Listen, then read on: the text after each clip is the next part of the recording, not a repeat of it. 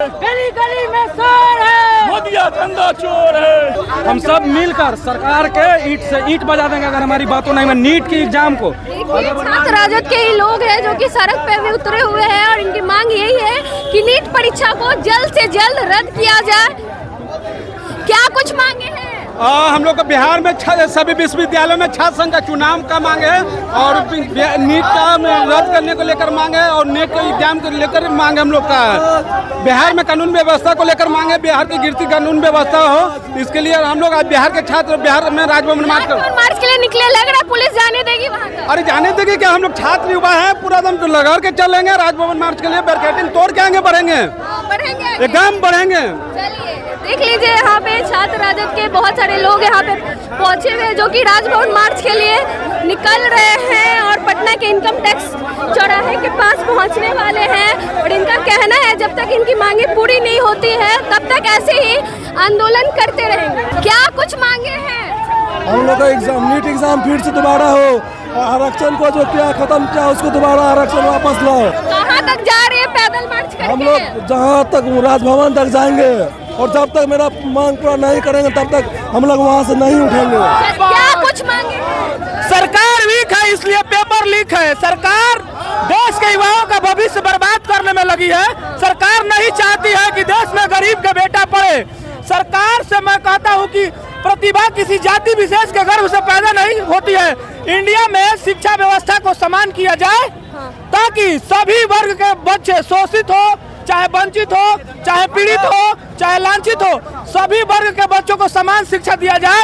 और छात्र संघ चुनाव जो वर्षों से नहीं हो रहा है उसको पुनः कराने की हम लोग मांग करते हैं और विश्वविद्यालय में अस्थायी कुलपति की नियुक्ति हो और बिहार सहित पूरे देश का शिक्षा सुधारने के लिए आज हम लोग पटना की सड़कों पर राजभवन मार्च कर रहे हैं।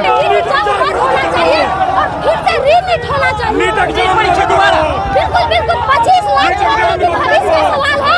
हमारी सरकार ये सुन रही है, कहाँ तक जा रही है पैदल? हम लोग राजभवन जाएंगे। क्या कुछ मांगे हैं? क्या कुछ मांगे हैं?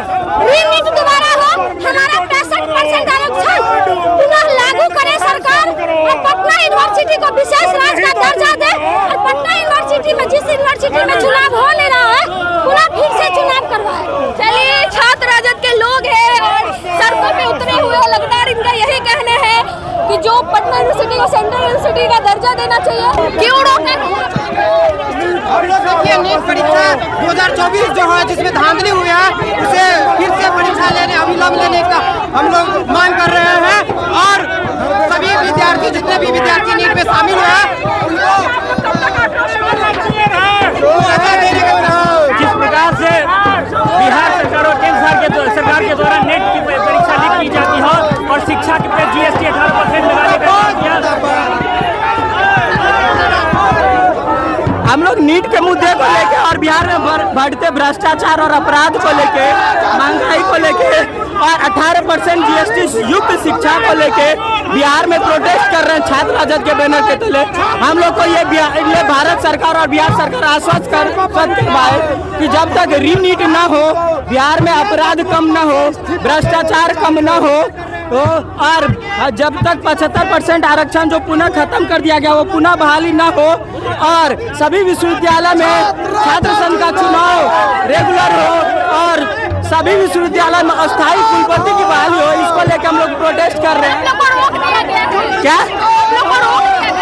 हम लोग का मुख्य मुद्दा है रीनीट, बिहार में बढ़ते भ्रष्टाचार और अपराध और हम लोग का ये रेगुलर स्टूडेंट यूनियन का चुनाव और कुलपति का बहाली हो। लक्की ठाकुर प्रदेश बंद करो, आप लोगों को रोक दिया गया है। कुलपतियों के साथ देना बंद करो। अभी यहाँ से तुरंत राजभवन की ओर छात्र राजद की पूरा एजेंट सैलाब राजभवन की ओर कुछ करेंगे। रोक दिया गया है तो अभी इस बैरिकेड को लाइन करके और अनुशासन के तरह राजभवन की ओर जाएंगे क्योंकि ये किसान मजदूर और पिछड़ा का बेटों का सवाल है। ये पूंजीपतियों का साथ देने के लिए सरकार यहाँ पे जो परीक्षा में धांधली करती है, गरीब किसान मजदूर का बच्चा जो अपना एक पेट करके बच्चों को पढ़ाने के लिए भेजते हैं, वो टॉपर भी आ जाएंगे तो बढ़िया कॉलेज में एडमिशन नहीं हो पाएगा। पटना के इनकम टैक्स चौराहे पे है, देख लीजिए यहाँ पे जो छात्र राजद के लोग हैं उन्हें रोक दिया जाता है, पर इनका कहना है ये राजभवन मार्च करके रहेंगे। अब देखना ये होगा पुलिस प्रशासन इन्हें जाने देती है या नहीं। बाकी आपने देखा इन्होंने क्या कुछ कहा, क्या कुछ इनकी मांगे थी। बाकी आप भी अपनी प्रतिक्रिया कमेंट बॉक्स में जरूर दें। धन्यवाद।